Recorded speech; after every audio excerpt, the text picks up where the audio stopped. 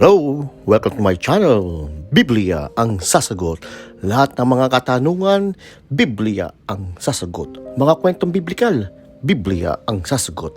Kasama po natin si Brother Eli Soriano at kapatid Daniel Rason dito sa Member Church God International. Ang ating paksang pag-aaralan ngayon, nakita ba ni Moises ang Diyos? Noong nakipag-usap sila, bakit sinabi sa John, wala pang taong nakakita sa Diyos? Tara, samahan natin ang mga kasagutan ng Biblia. Kasama po natin si Brother Eli Soriano, babasahin sa Biblia. Ito po ang ating kapatid na may tanong. Meron pong bigay na 2 talata. May tao bang nakapag-usap na ng Diyos? Dito po sa Exodus 33:11, sinasabi si Moises, face to face pa nga eh. At dito po sa John 18, na sinasabi pang walang tao na nakipag-usap sa Diyos. Yan lang po, salamat. There's that Trinity, ang Ama at ang Anak at Espiritu Santo. 3 persona pero may isang Diyos lamang. Naniniwala po ba kayo dito? Kung naniniwala po kayo, ipaliwanag niyo po. O kung hindi po kayo naniniwala, pwede rin niyo po ipaliwanag ito. Gusto ko po rin malaman kung maaaring magkaroon ng kaligtasan ang maligtas ng isang tao na hindi na siya nagpapalit o hindi na niya tinatalikuran ang kanyang nakagisnang relihiyon. Yun lamang po. Yan ang mga tanong ng ating mga kapatid dumalo dito sa Worldwide Bible Exposition. Tara, samahan niyo po ako at babasahin ni kapatid Brother Eli Soriano mula sa Biblia. Biblia ang sasagot. Itanong mo kay Soriano. Isang magandang araw po, magandang gabi sa inyong lahat. At welcome sa dating daan Worldwide Bible Exposition. At tayo po ay kasalukuyang napapanood sa iba't ibang bahagi ng mundo. At dito po sa ating sa Pilipinas ay napapanood din po tayo, ganun din sa pamamagitan ng satellite monitoring centers, pati sa live stream na isinasagawa. Sa gabi pong ito, sa awa ng Panginoon, ay tayo may muling magsasagawa ng open forum para sa inyo. Kayo ay makapagtanong kay patid na Brother Eli at nagpapasalamat po tayo sa Panginoon.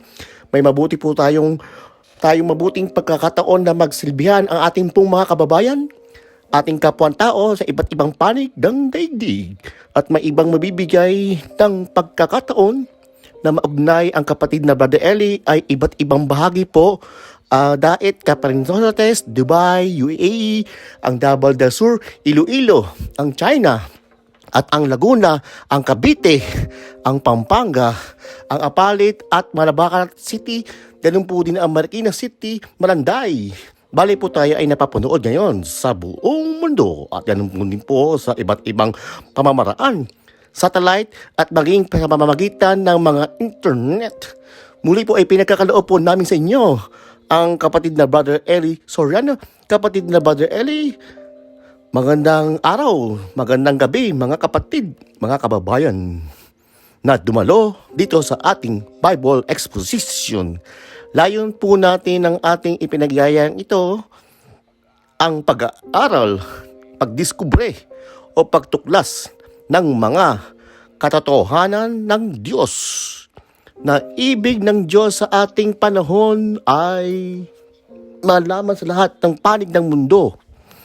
Kung matatandaan ninyo mga kababayan, bago pumanik sa langit ang Panginoong Hesus, pinagbili niya ang 12 apostol na kasama niya sa bundok, na mas mabuti na natin kapatid na Daniel yung 28:19 ng Mateo. Dahil dito ay magsiyaon nga kayo at gumawa kayo ng mga alagad ng lahat ng bansa, na sila ay bautismuhan sa pangalan ng Ama at ng Anak at ng Espiritu Santo, na ituro nyo sa kanilang ganapin ang lahat ng mga bagay na iniuutos ko sa inyo. At narito, ako'y sumasa inyo palagi hanggang sa katapusan ng mga panahon. Yon, maliwanag na ang utos ng Panginoong Hesus sa 11 apostol bago siya ay pumanik sa langit ay gumawa ng alagad sa lahat ng bansa, ipangaral, yung aral na kanyang itinuro. Sabi niyo, ituro niyo sa kanilang ganapin ang lahat ng mga bagay na iniutos ko sa inyo. Yung salita niyang gumawa ng alagad lahat ng bansa at turuang gumanap ng lahat ng kanyang mga utos, yun mga kapatid, ay ang layunin ng Panginoong Hesus, maganap yung kalooban ng Ama sa langit na nagsugo sa Kanya. Sapagkat ang kalooban ng Ama, ang lahat ng tao ay, ay maligtas. Sabi doon sa 2:4:1 ng Timoteo, na siya ang may ibig na ang lahat ng mga tao ay makaligtas at makaalam ng katotohanan. Yun ang ibig ng Ama na at tao ay maligtas, lahat ng mga tao. Kung mayroong hindi maliligtas, hindi dahil sa gusto ng Amang na hindi sila ay maligtas. Ang gusto ng Ama, ang ibig ng Ama ay maligtas lahat ng tao. Kaya lang merong hindi maliligtas, merong taong ayaw, o merong taong hindi nila ibig ang kaligtasan. Basahin natin ang Juan, Kapitulo 3, versikulo 19. At ito ang kautuluran na naparito ang ilaw ng sanlibutan. At inibig pa ng mga tao ang kadiliman kaysa ilaw, sapagkat masasama ang kanilang mga gawa. May mga taong ang ibig ay masama, ang ibig ay kadiliman, ang ibig ay kapahamakan. Kaya merong hindi maliligtas ay hindi natin dapat iparatang sa Panginoon. Kung hindi, ang dapat nating unang makita, ibig ng Diyos, lahat ng tao ay maligtas. Kaya sa pagsunod sa kalooban ng Ama, ang Panginoong Hesus ay nag-utos sa kanilang mga alagad na gumawa ng alagad sa lahat ng bansa. Pag sinabi ng lahat ng bansa, sa lahat ng mga tao, na turuang gumanap ng lahat ng kanyang mga utos, ang sabi ng Panginoong Hesus. Yun ang layunin ng ating ginaganap na Bible exposition, mga kababayan, na nagbabakasakali tayo na mayroong mga tao na may ibig doon sa kaligtasang ipinangaral ng Panginoong Hesus. Knowing that not all, alam namin sa kabila ng aming kaalaman, hindi lahat na may gusto ng kaligtasan. May mga tao na nagrelihiyon, hindi po kaligtasan ang layon. May mga taong nagrelihiyon dahil sa kampi-kampi.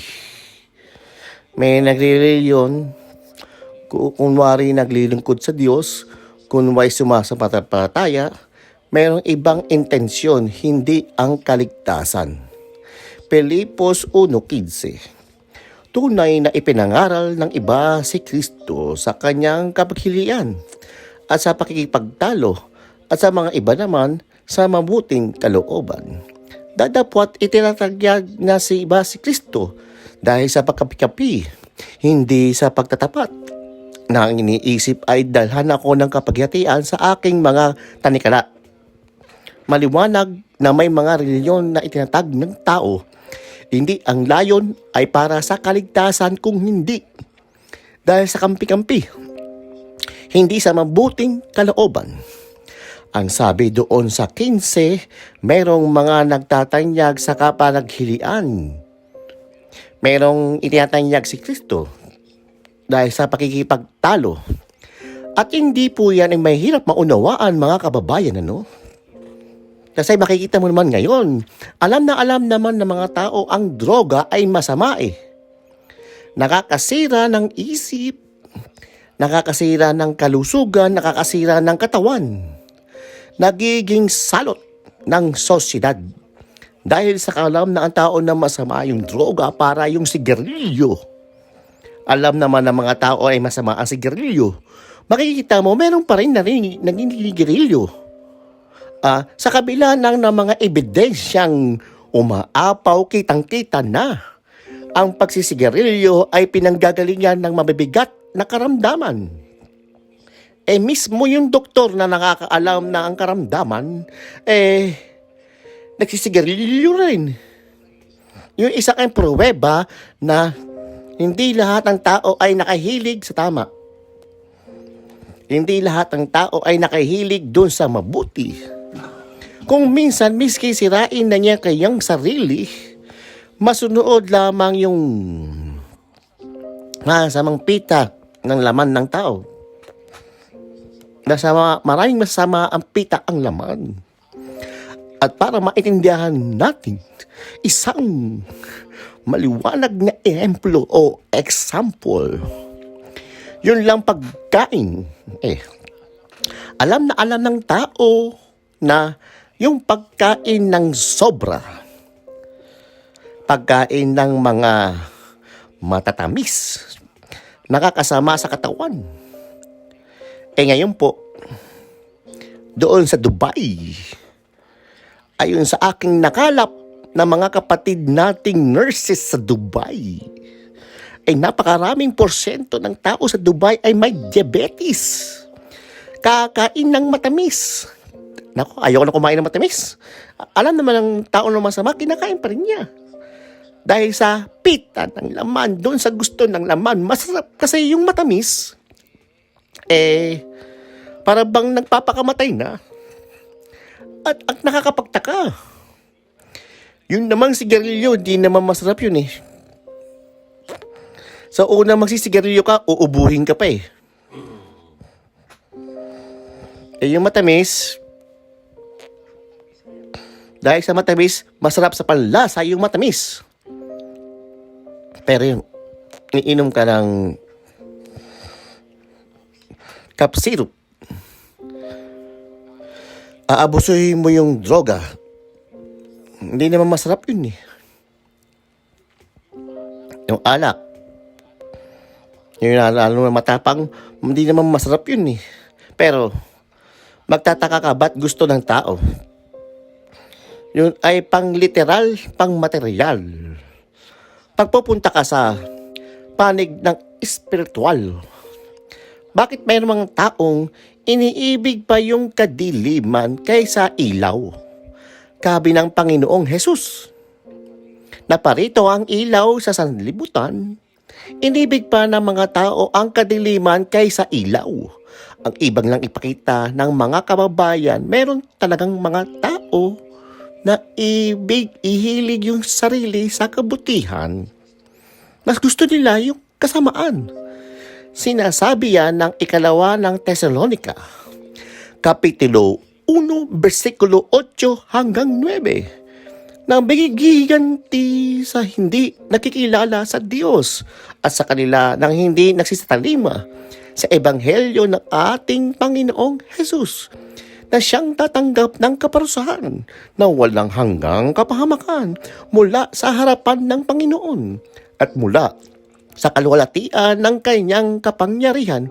Mayroong mga taong hindi kumilala sa ebanghelyo, hindi kumilala sa Diyos. Sabi ni Pablo, maghihiganti sa hindi nagsisikilala sa Diyos at sa kanilang hindi nagsisitalima sa ebanghelyo ng ating Panginoong Hesus. Bakit merong ganon? Basahin natin ang 2 Tesalonica pa rin 2:11. At dahil dito ay ipinadala sa kanila ng Diyos ang paggawa ng kamalian upang magpasiniwala sila sa kasinungalingan, upang maghatulan silang lahat ng hindi nagsipalataya sa katotohanan, kundi nalugod sa kalikuan. Maliwanag na hindi sila nagsipalataya sa katotohanan, kung hindi nakalugod sila sa kalikuan. Kaya sila ay pinadala sa Diyos sa delusion, sa paggawa ng kamalian upang magpasiniwala sila sa kasinungalingan.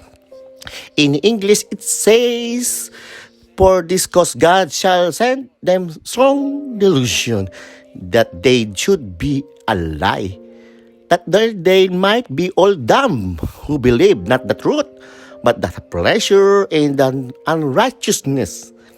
Meron ang mga tao, kanilang pleasure, ang kaligayahan nila ay yung kaligayahan, yung mali, yung hindi tama. At yan ay hindi mahirap maunawaan. Nakikita natin yan sa pang-araw-araw ng buhay. Meron mga taong mas gustong gumawa ng mali kaysa tama. At may isang dahilan sa likod nito. Ang mga taong ito hibuan ni Satanas, nakumbinsi ni Satanas na manggagawa ng lahat ng kasamaan sa kalawang Timoteo 5, versikulo 15. Sapagkat ang mga iba'y nagsibaling na sa hulihan ni Satanas. Mga iba na nag-abaling ni Satanas.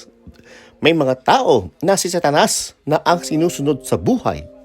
Nagbabaka sakali po tayo mga kapatid na sa ating ginagawang Bible exposition, pangaral ng ibang ehelyo sa iba't ibang lugar, sa iba't ibang panig ng mundo, sa pamamagitan ng iba't ibang teknolohiya, makarating tayo sa mga taong merong mga pagnanasang makita sa katotohanan at umalis sa kapangyarihan ng kasamaan. Ang aping pong ginagawa sa awa ng Panginoon, sa tulong ng Panginoon Diyos at sa suporta ng mga kapatid sa iglesia, kung saan ang dako ng ngayon ay naririnig, ay isang parang bababaka sakali na mayroon pang mga tao na ayaw nila ng masama, mas gusto nila yung ay mabuti. Ito ay matututunan sa Biblia. Yan ang layon ng ating Bible exposition. Mag-umpisa na tayo, kapatid na Daniel. Opo, kapatid na Ellie, at agad na tayo dumako sa ating pong remote point sa Dubai, UAE. Nandun si kapatid ni Andy, Dubai. Come in, please. Opo, kapatid na Daniel, salamat po sa Diyos, sa Panginoong Jesus. Ang magtatanong po rito ay si Mr. Leopoldo Abrigana. Magandang araw, Brother Ellie. Ang katanungan ko po ay ganito. Meron akong ibibigay dalawang talata. May tao bang nakapag-usap na ng Diyos? Dito po sa Exodus 33:11, sinasabi na dito ay si Moises, face to face pa nga eh. At dito sa John 18, nasasabi po na walang tao na nakapag-usap sa Diyos. Yan lang po. Salamat. Salamat, kapatid. Ipapapasin ko lang sa iyo ang pagkakaiba sa dalawang sitas bago kita sagutin. Yun sa 33:11, nakipagsalitaan ang Panginoon kay Moses ng mukaan. Ang duda mo, yung nasa 1:18, walang taong nakakita kailanman sa Diyos. Ang pagkakaiba ng dalawang sitas, yung isa nakipag-usap ang Diyos. Excuse me po. Yung isa naman nakakita. Iba yung nakipag-usap sa iyo nakakita. Ang isang magandang halimbawa doon, may makausap pa sa telepono pero hindi mo nakikita. No? May makausap ka sa isang paraan ng komunikasyon hindi mo nakikita. Although meron na ngayon yun, yung FaceTime na sinasabi, nakikita mo ang kausap mo. Pero not every time, excuse me po, pero makikita ang kausap mo. Maaring hindi mo nakita, pero hindi mo nakausap mo. Maaring nakita mo, hindi mo naman nakausap. Yung dalawang talata na ibinigay mo ay magkaiba ang content, kapatid. Doon sa 33:11 ng Exodo, sinasabi na nakipagsalitaan ang Panginoon kay Moises, mukaan, face to face, gaya ng isang taong nakikipagsalitaan sa kanyang kaibigan. Yun ang sabi doon. Pero tutuklasin natin, sino ba yung kausap talaga ni Moises?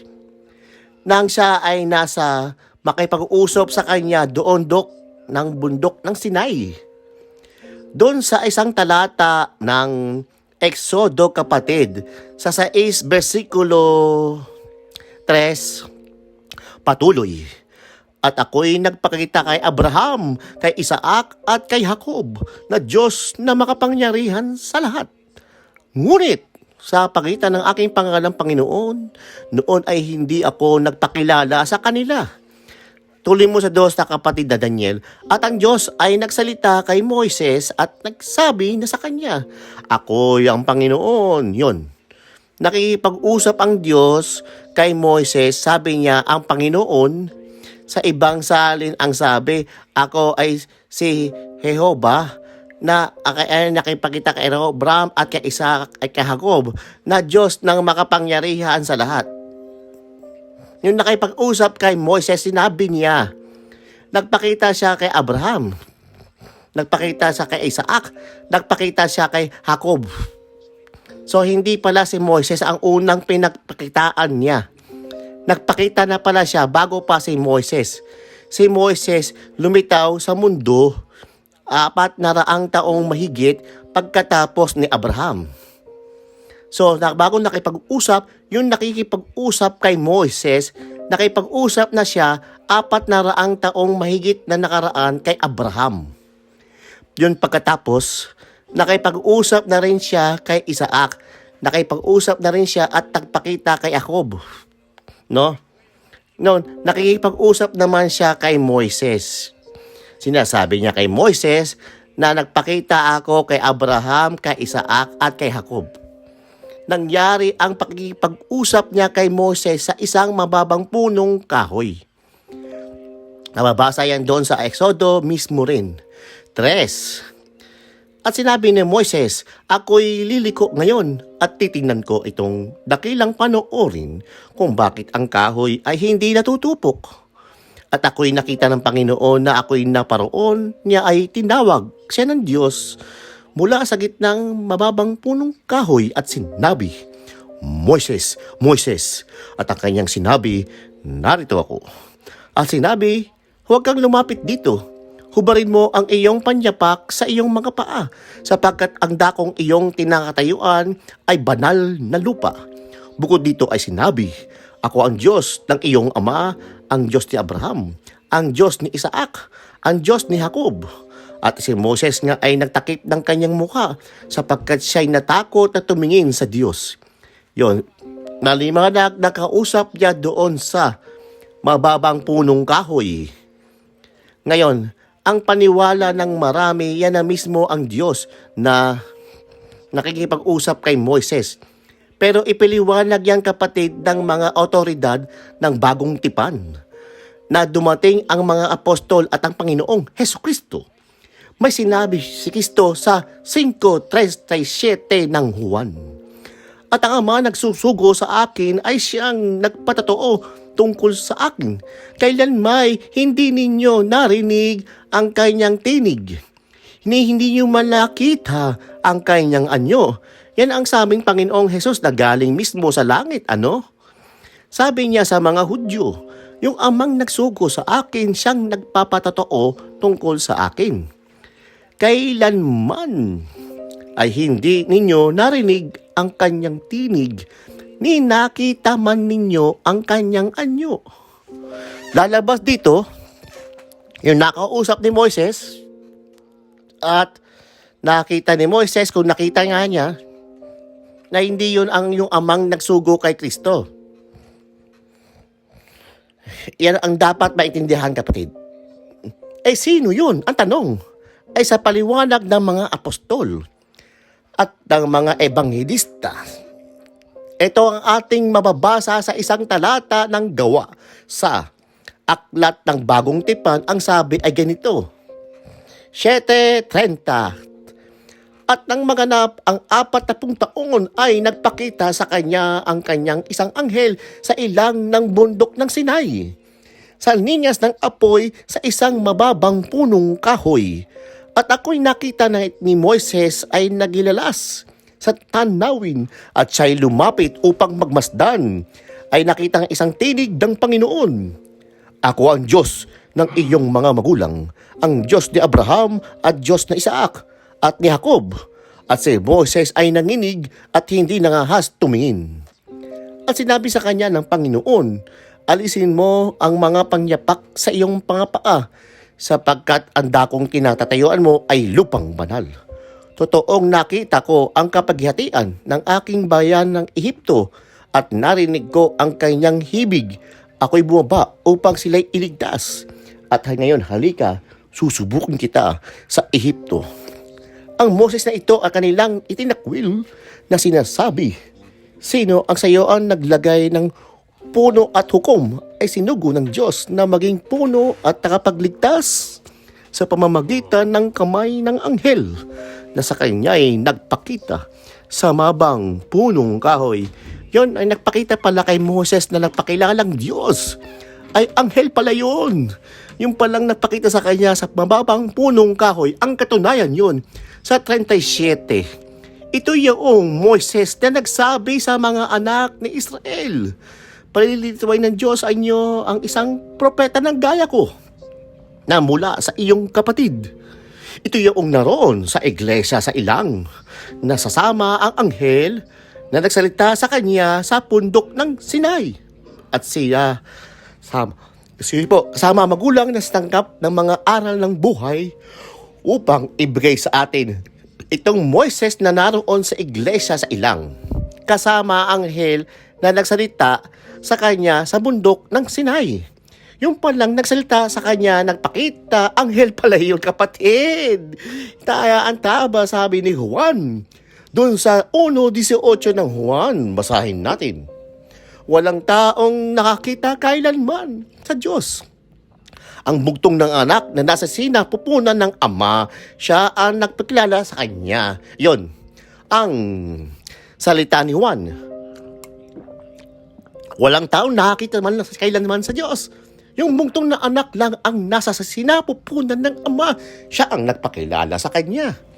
Kaya, sa punto na yan ay makikita na walang contradiction sa Biblia dahil ang nakita ni Moises hindi mismo yung Diyos, kundi isa anghel. Tama ang sabi ni Juan, tama ang sabi ni Kristo. Ang nagsugo sa akin ay kailanman hindi narinig ang kanyang tinig ni nakita niya ang inyong anyang anyo. Naintindihan mo, kapatid? Opo, salamat po. Salamat din. Salamat sa iyong pagdalo. Salamat po. Ayan. Lipat naman po tayo dito sa Pilipinas. Punta natin ang Iloilo. Go ahead, Iloilo. Ito po, kapatid na Daniel. Salamat po sa Diyos at isang Panginoong Jesus. Kapatid na Eli, may magtatanong po dito si kapatid na Arnold. 48 years old, isang. Ito po ay good evening, Brother Eli, Brother Daniel. Ang katanungan ko po sa Proverbs 23:23, kailangan bang ibenta natin ang Biblia? At kailangan ba nating irehistro ang Eklesiya? At ano ba talaga ang tunay ang iglesia sa kapanahunan? Doon sa 23 ng Kawikaan, kapatid na Daniel, bumalik ka ng katotohanan at huwag mong ipagbili. Oo, karunungan at turo at pag-unawa. Tanong mo lang, kapatid, dapat ba ipagbili ang Biblia? Alam mo, hindi kami nagbebenta ng Biblia. Bumibili kami ng Biblia sa Philippine Bible Society, sa iba't ibang Bible Society, sa iba't panig ng mundo. Sa Singapore, bumibili na ako ng Biblia doon sa Bible Society doon. Doon pumunta ako sa Basil. Bumibili rin ako ng Biblia sa Bible Society. At doon sa Biblia ang binibili namin, hindi namin pinagbibili, pinamimigay namin. Kaya nga dahil dyan, nabigyan kami ng appreciation, ng plaque of appreciation ng Philippine Bible Society dahil kami ay isang napakalaking customer ng Bible Society. Kami ang pinakamaraming nabiling Biblia sa Bible Society ng 2005. Meron tayong plaque of appreciation. Philippine Bible Society. Acknowledging as a partner in their cause to be to distribute of the Word of God. Bumibili kami, pero hindi namin ibebenta. Hindi kagaya ng ibang iglesia, bibili sa Bible Society at sa ibebenta. Pagtutubuan pa yung mga taong bumibili sa kanila. Kasi libre ng pamimigay ang Biblia. Kapatid, ngayon, dun sa isang tanong mo, ano ba yung tunay na iglesia? Marami, iglesia sa ating kapanahunan, sabi mo ang ating kapanahunan, no? Maraming iglesia sa kapanahunan. 2,000 yata ang mahigit sa buong mundo. Diyan lang sa Pilipinas ay mahigit 1,000 ang nakarehistro sa Securities and Exchange Commission. Ang iglesia sa Biblia o ecclesia sa Griego ay iisa. Yung tunay na iglesia sa Biblia, iisa yon. Basahin natin ang 4:4 Efeso. May isang katawan at isang espiritu. Gaya naman ng pagkatawag sa iyo sa isang pag-asa ng pagtawag sa iyo. Isang Panginoon, isang pananampalataya, isang bautismo. Kung bibilangin mo lahat ng totoo, no? Yung lahat ng totoo ay isa lang yun eh. Isang katawan, isang bautismo, isang pag-asa, no? Isang espiritu. Yung lahat ng totoong sa Diyos. Ang sabi ni Pablo, may isang katawan. Alin yung katawan sa 1:18 ng Kolosas? Siya ang ulo ng katawan sa mga tuwid bagay ng iglesia. Yun ang iglesia, yun ang katawan. May isang katawan. Ang ibig sabihin, may isang iglesia. Alin yung isang iglesia na siyang isang katawan? Yun yung nasa Biblia. Yung iglesyang nakasulat sa Biblia. At yun ang iglesia ng Diyos. Kapatid, 20:28 ng Gawa. Ingatan ninyo ang iyong sarili at ang buong kawan na siya kayo ginawa ng Espiritu Santo ng mga obispo upang pakalin ninyo ang iglesia ng Diyos na binili niya ng kanyang sariling dugo. Basahin mo sa English na kapatid na Daniel. Take heed therefore for yourself unto all the flock over which the Holy Ghost He made you overseers to feed the church of God, which He had purchased with own blood. Yung iglesia ng Diyos, yun ang tinubos ng dugo ni Kristo. Yun ang tunay na iglesia ng Diyos. Ang nakasulat kasi sa Biblia, iglesia ng Diyos. Bawal kasi, napapalitan mo yung nakasulat eh. Basahin natin yung 4:6 ng unang Korinto. Ang mga bagay nga ito, kapatid, ay inanyo ko sa halimbawa sa aking sarili at kay Apolos dahil sa inyo, upang sa amin ay magkatuto kayo ng wag maghigit sa mga bagay na nangangasulat, upang ang sino man ang sa inyo ay huwag magpalalo ang isa laban sa iba. Abi ng mga apostol, matuto kayo sa amin na wag hihigit sa mga nakasulat.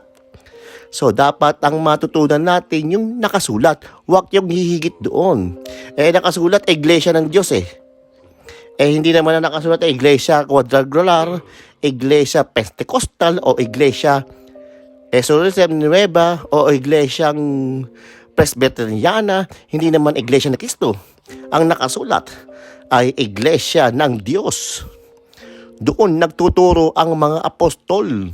Doon sa 1:1-2 ng unang Korinto, si Pablo na tinawag na maging apostol ni Jesucristo sa pamamagitan ng kalooban ng Diyos, at si Sostenes na ating kapatid sa iglesia ng Diyos na sa Korinto, sa mga tuwid bagay, sa mga pinapanig banal na kay Kristo Jesus na tinawag ng mga banal, na kasama ng lahat ng mga nagsisitawag sa bawat dako sa pangalan ng ating Panginoong Hesukristo na kanila ang ating Panginoon.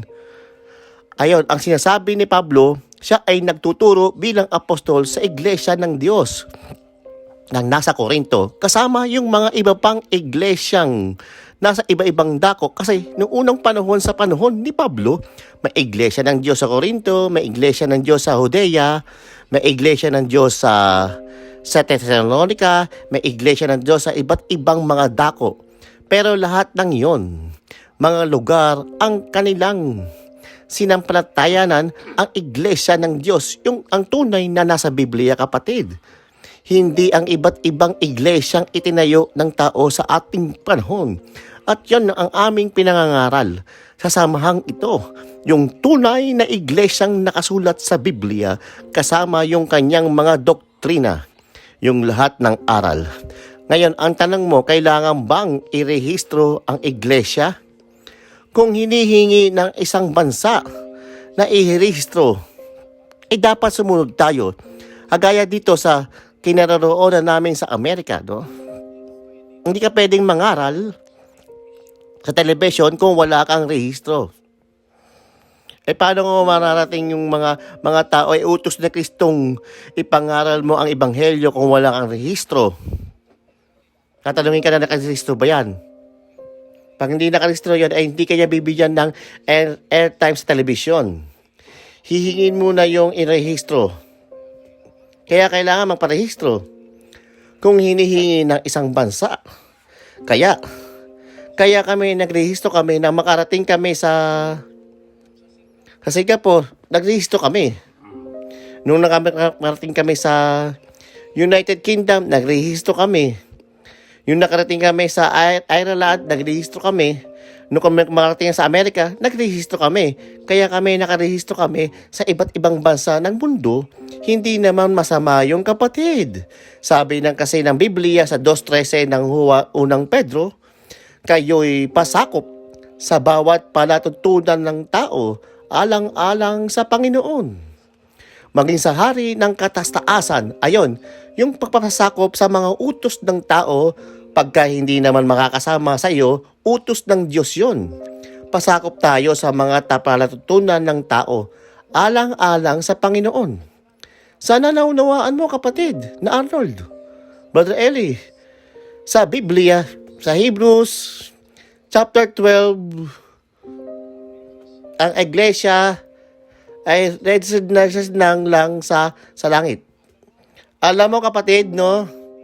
Hindi naman yung konta doon sa i-registered mo sa lupa no? Ang iglesia ng mga panganay natatala sa langit.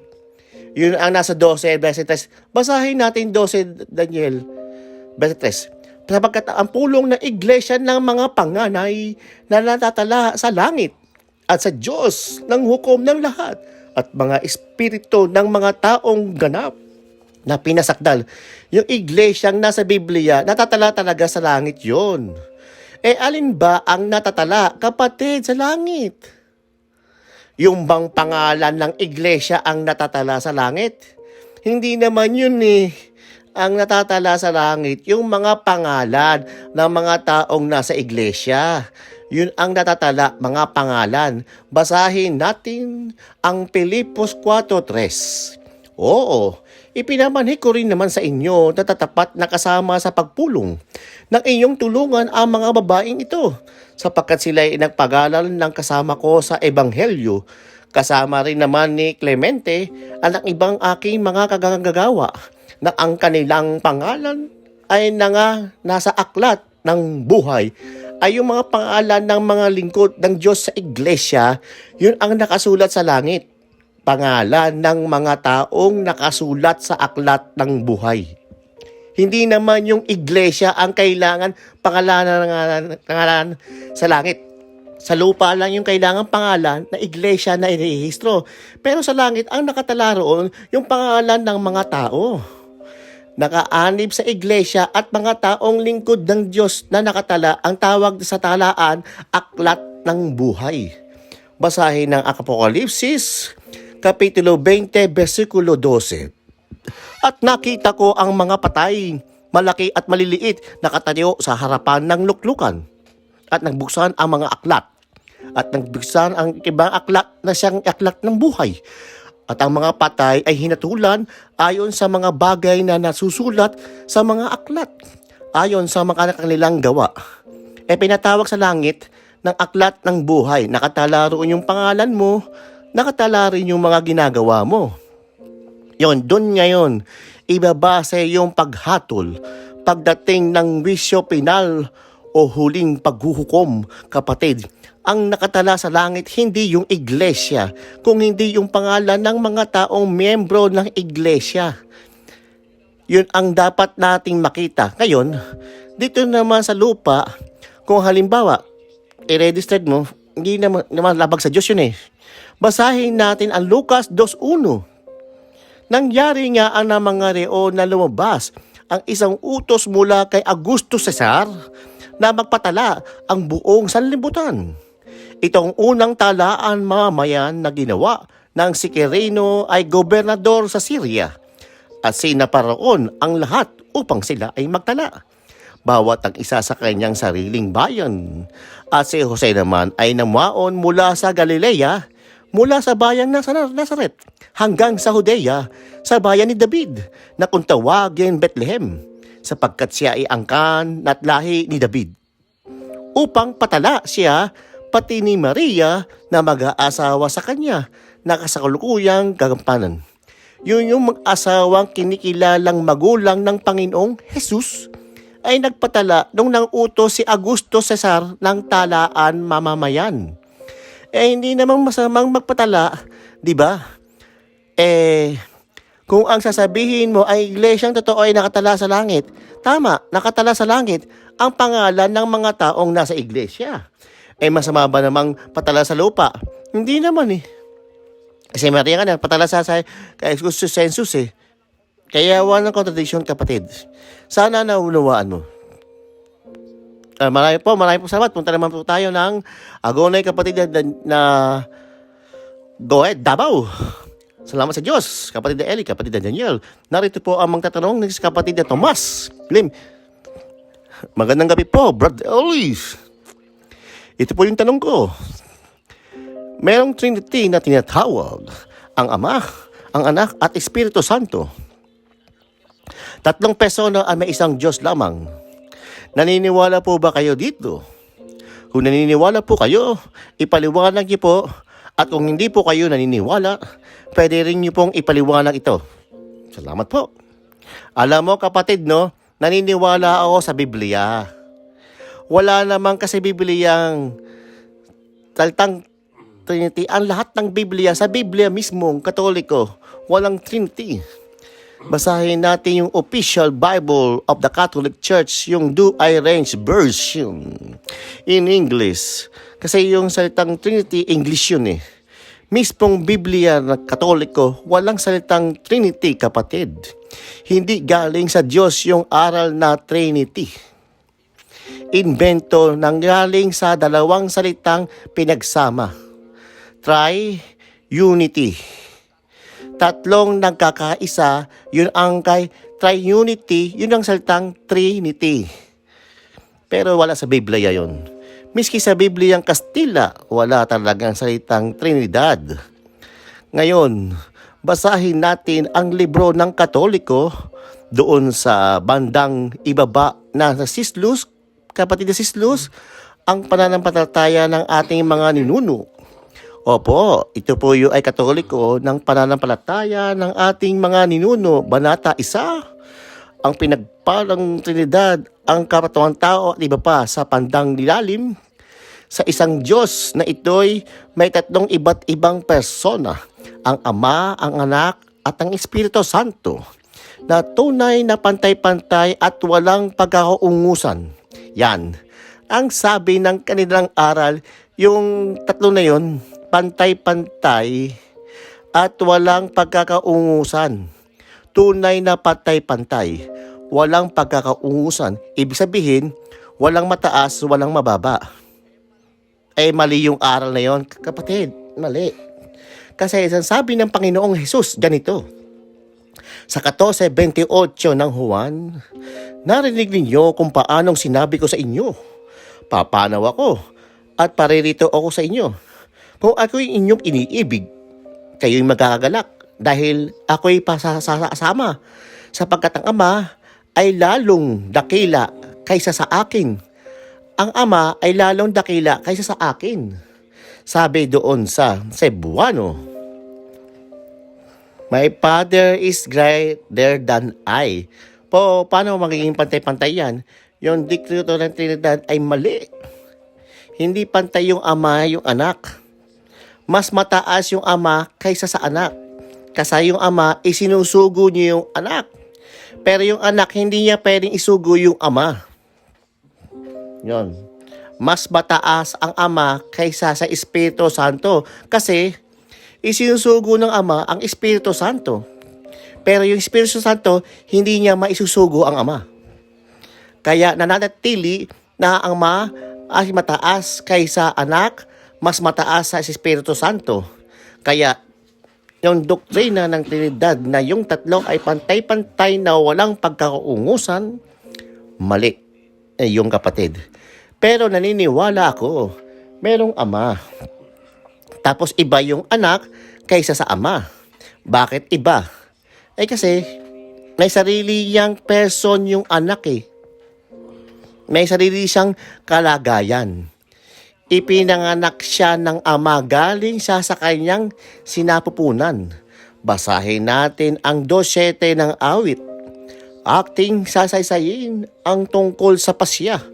Sinabi ng Panginoon sa akin, ikaw ay aking anak. Sa araw na ito'y pinanganak kita.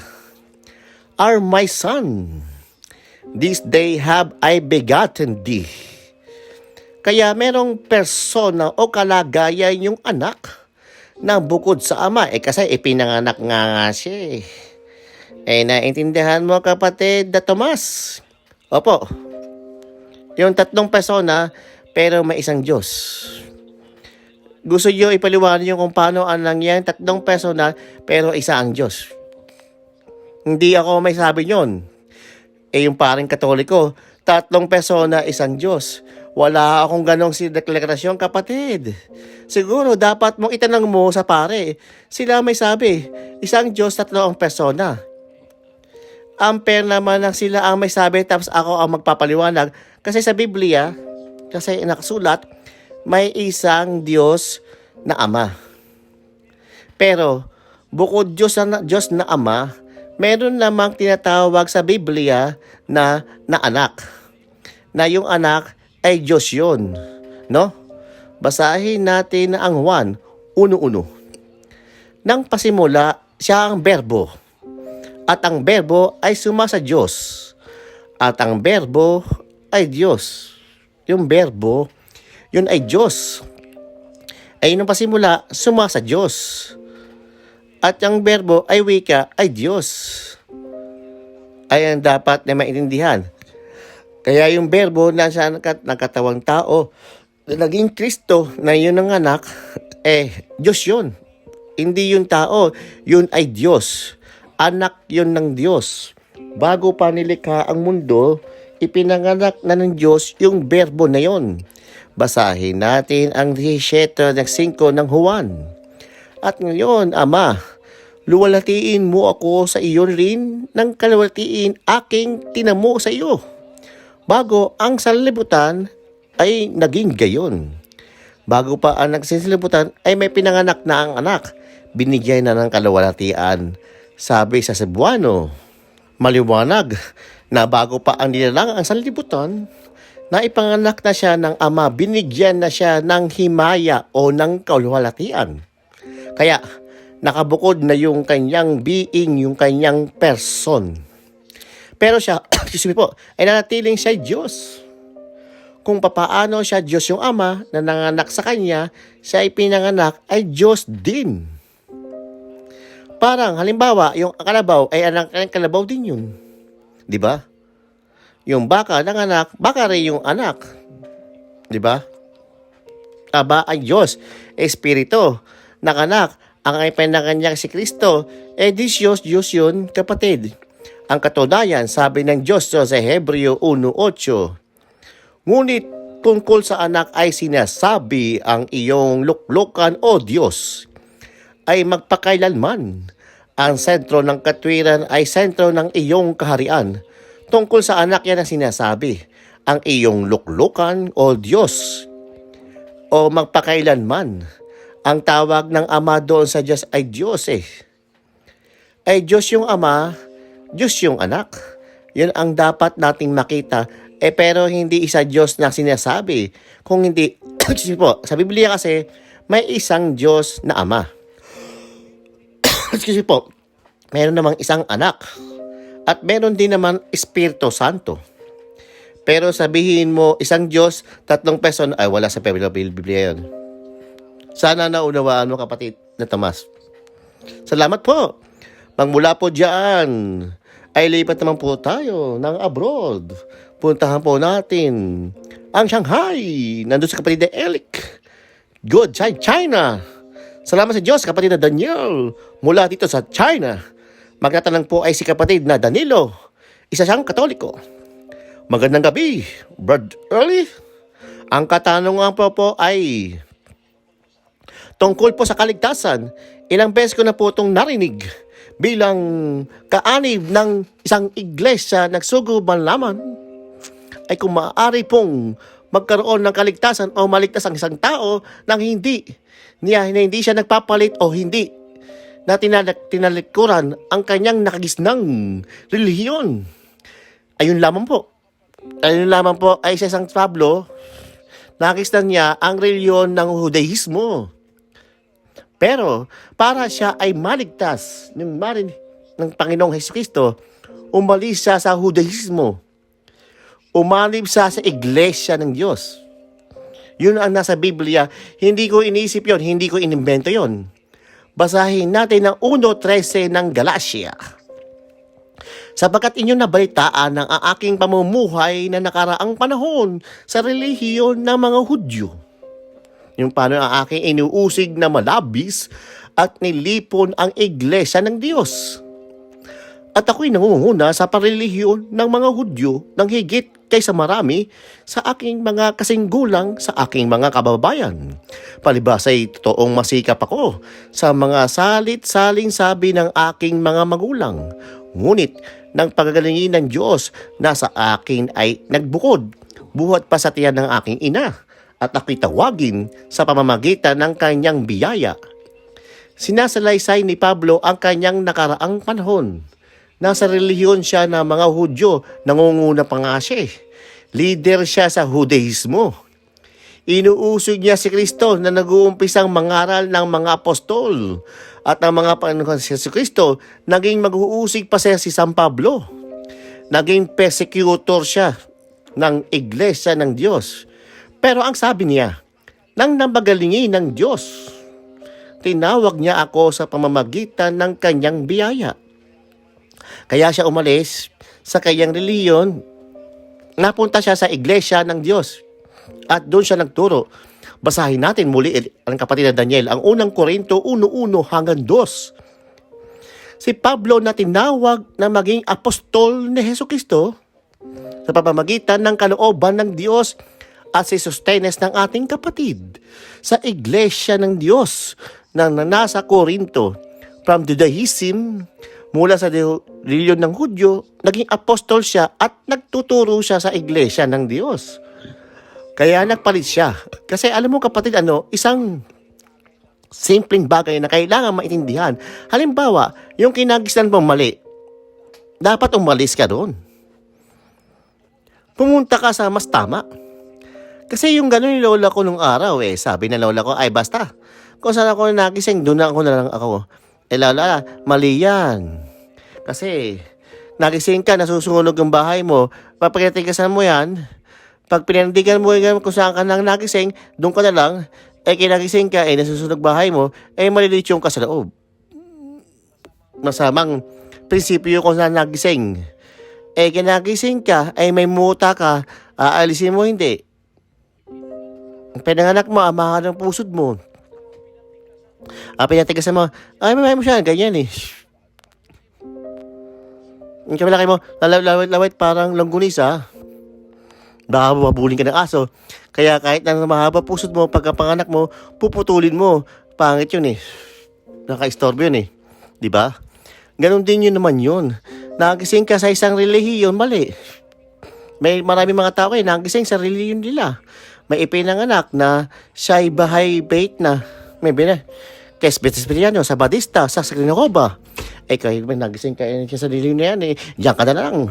Ang aral ng Diyos, 16:17 ng Roma. Pakinggan mo kapatid. Ngayon, ipinamahinik lang sa inyo mga kapatid. Natandaan ninyo yung mga pinanggagalingan ng pagkakabahagi at nakakatisusuran laban sa mga aral ng inyong napag-aralan. At kayo'y magsilayo sa kanila. Pinapalayo ka doon sa mga aral na mali laban sa aral na mapag-aralan kay Kristo. Kapag nakita mo mayroong ibang aral na lalayo ka, anong kahulugan nun? 2 Korinto 6. Ganito ang nakasulat sa 17. Kaya nga, magsialis kayo sa kanila at magsihiwalay kayo, sabi ng Panginoon. At huwag kayong magsihipo ng mga bagay na marumi, at kayo'y tatanggapin. At ako'y sa inyo ay magiging ama, at sa akin kayo'y magiging mga anak na lalaki at babae, sabi ng Panginoon na mga pangyarihan sa lahat. O maliwanag, sabi ng Diyos na umalis kayo sa kanila. Pagka mali, umalis ka doon. Yun ang utos ng kapatid. Kaya ni Pablo, mali yung reliyon na nakita niya, lumaya siya doon. Yun ang sagot ang tanong mo sa kapatid. Sana naunawaan mo. So, salamat po, Brother Eli. Salamat. Pagpalain ka ng Panginoon, kapatid. At marami pong salamat sa ibayong dagat. Balik po tayo ng Pilipinas. Ang ating mobile coordinating center ay kasalukuyang nasa General Trias, Cavite. Nandun po si David. Go ahead, Cavite. Salamat sa Diyos. Ang makatanong dito ay si Binida. 18. Isang Katoliko. Sige po, isang tanong. Magandang tanong po, Brother Eli. Tanong ko lang po.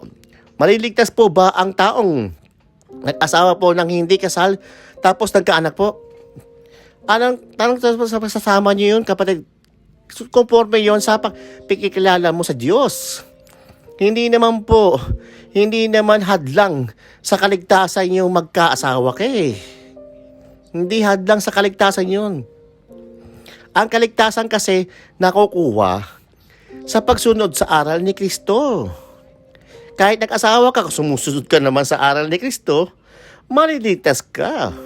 Kahit hindi ka nag-asawa, ayaw ko naman sumunod sa aral ni Kristo, mapapahama ka. Kaya hindi hadlang yung pag-aasawa sa kaligtasan.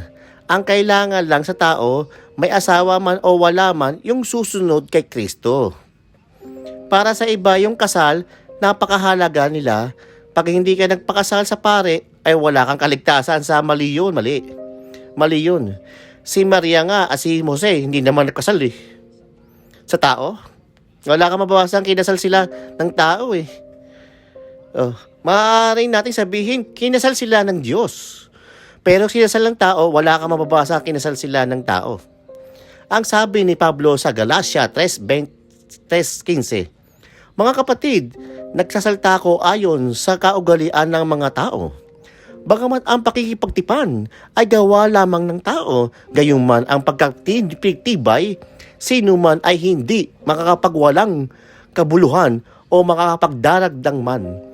Maliwanag kapatid?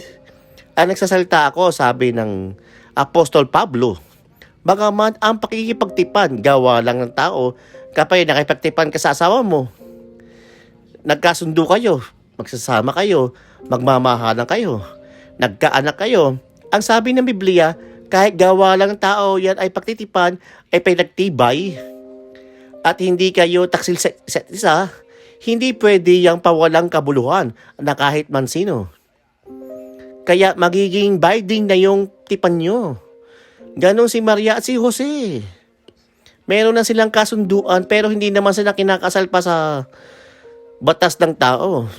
Basahin natin 1:18 ng Mateo.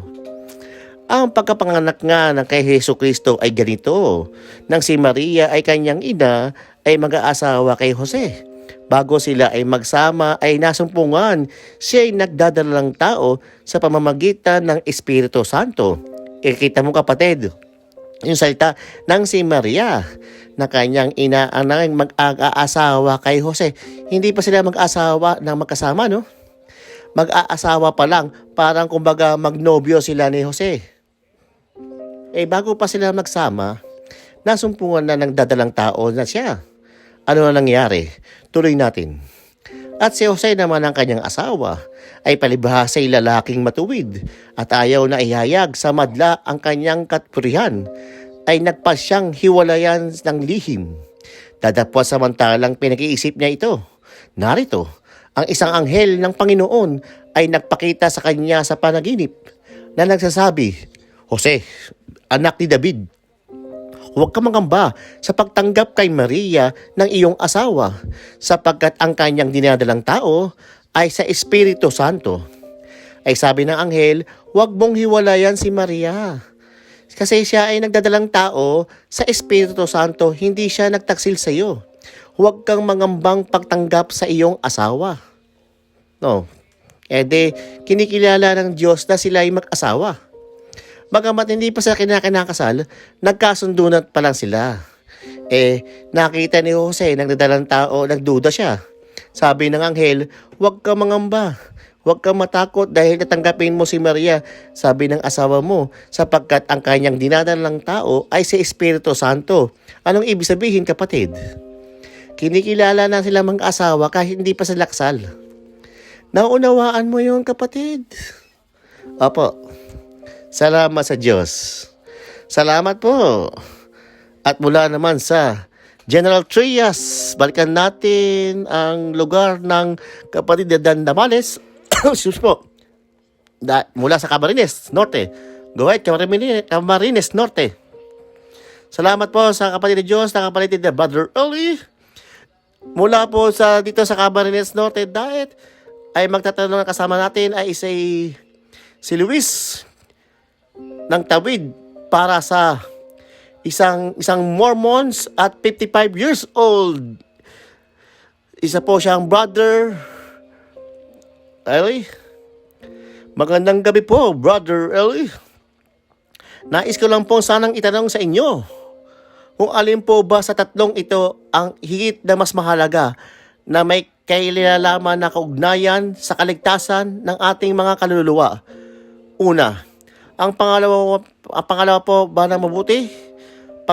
Pangalawa ay umanib po ba sa reliyon? O ang pangatlo, o ang pagsampalataya sa ating pag-ubos na ibinigay ng Panginoong Kristo Jesus? Yun lang po.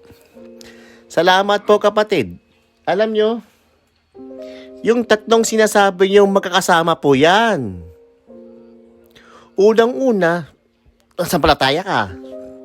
Pagkatapos, pag sumampalataya ka, dapat maanib ka sa iglesyang nasa Biblia. Tapos kapag aanib ka na, gagawa ka ng mabuti. Kasama po lahat yan, sangkap po yan, hindi pwedeng paghiwala-hiwalayin yan, kapatid, no? Unang-unang ganito, ang first step, sasampalataya ka muna. Hebreo 11:6. At kung walang pananampalataya, ay hindi maaaring maging kalugod-lugod sa Kanya. Sapagkat ang lumalapit sa Diyos ay dapat sumampalataya na may Diyos at siyang tagapagbigay ganti sa mga sa Kanya'y nagsisihanap. Ang unang step, paglalapit ka sa Diyos, dapat sumasampalataya ka sa Diyos. Di ba? Sumasampalataya kay Kristo. Yun ang unang step. Pagkatapos ng may pananampalataya ka na, may kasunod yun. Babautismuhan ka. Yun ang formal na pag-anib sa relihiyon na nakasulat sa Biblia. Ang sumasampalataya, babautismuhan. Basahin natin ang Gawa 8:36. At sa pagpapatuloy ng daan ay nagsidating sila sa dakong may tubig.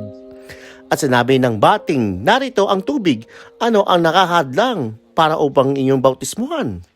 At sinabi ni Felipe, kung nananampalataya ka ng buong puso ay mangyayari. At sumagot siya at sinabi, sumasampalataya ako na si Jesucristo ay anak ng Diyos. At ipinag-utos niya itigil ang karo at si kapwa lumusong sa tubig, si Felipe at ang bating. At ang kanyang binautismuhan siya. Liwanag, no? Pinangaralan ni Felipe yung bating. Yung simumpalataya na may bating, yung napasalataya siya, naging siya ng bautismo. At yung ang tubig, ano ang nakakahadlang para bautismohan ako? Sabi ni Felipe, kung sumasampalataya ka, mangyayari. Sumugot siya na nananampalataya siya, Kristo, kaya binatusmihan siya ni Felipe. Pagkatapos ng bautismo, ano ang kasunod, kapatid? Sa 6:4 ng Roma, tayo nga'y nangalibing nangalakip niya sa pagmamagitan ng bautismo sa kamatayan, na kung paanong si Kristo ay nabuhay ng muli sa mga patay sa pamamagitan ng kalwalatian ng Ama, ay gayon din namang tayo ay makakalakad sa panibagong buhay. Pagkatapos naman ng bautismo, ng larawan ng paglilibing.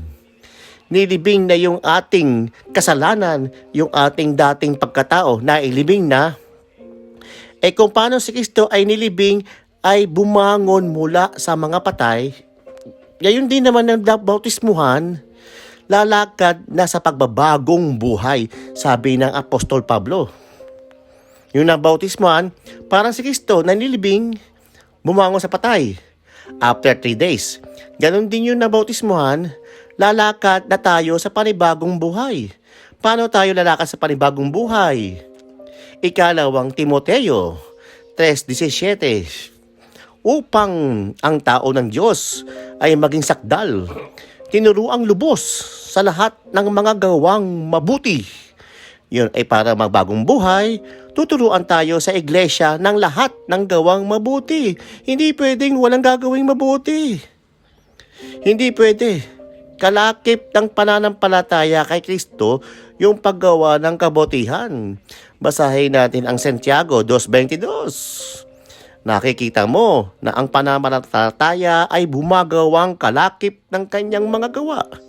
At sa pamamagitan ng mga gawa ay naging sakdal ang pananampalataya.